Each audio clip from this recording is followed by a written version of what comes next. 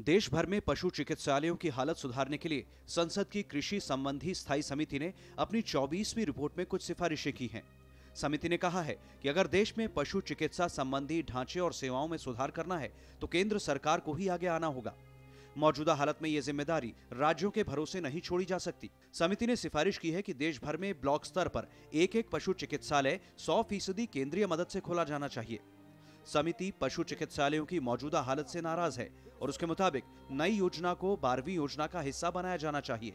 और ये ग्रामीण क्षेत्र के लोग हैं, इसीलिए इनके तरफ किसी का ध्यान इतना जाता नहीं। वो समझते हैं कि ये लोग पशुपालक हैं, इसीलिए ये पशु के समान ही हैं।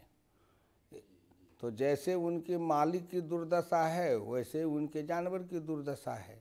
स्थायी समिति ने कहा है कि इतने बड़े देश में सिर्फ 8,732 पशु चिकित्सालय और 18,830 औषधालय हैं। एक तो ये नाकाफी हैं, ऊपर से इनमें भवन और उपकरणों समेत सभी बुनियादी सुविधाओं का अकाल है।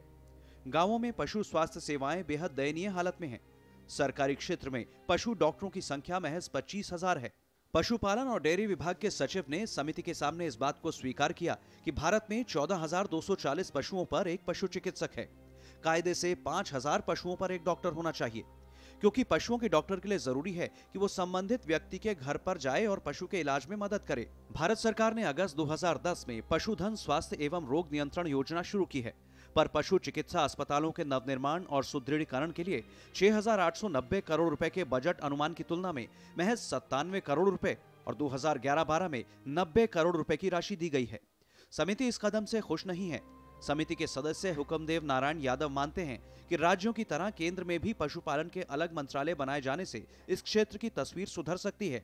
सभी राज्यों में पशुपालन अपना अलग विभाग है, मंत्रालय है, उनके मंत्री हैं, लेकिन केंद्र में ऐसा नहीं हुआ। बहुत समय से ये मांग चली आ रही है कि भाई पशुपालन को कृषि मंत्रालय से अलग किया जाए, जबकि पशुपालन के लिए अलग विश्वविद्यालय बनना चाहिए। केंद्र सरकार ने साल 2010-11 में 350 अस्पतालों और 500 औषधालयों को मजबूत करने का लक्ष्य रखा है। सरकार का मानना है कि पशु चिकित्सा सेवाओं का प्रावधान राज्य सरकारों की जिम्मेदारी है। वो ही पशुधन की संख्या के आधार पर आधारभूत ढांचा खड़ा करते हैं, लेकिन समिति का मानना है कि केंद्र सरकार को ही इसके लिए आगे आना होगा, क्योंकि इन सेवाओं का विस्तार कर टुकड़ों टुकड़ों में लक्ष्य हासिल नहीं किया जा सकता। अरविंद कुमार सिंह, राज्यसभा टीवी, दिल्ली।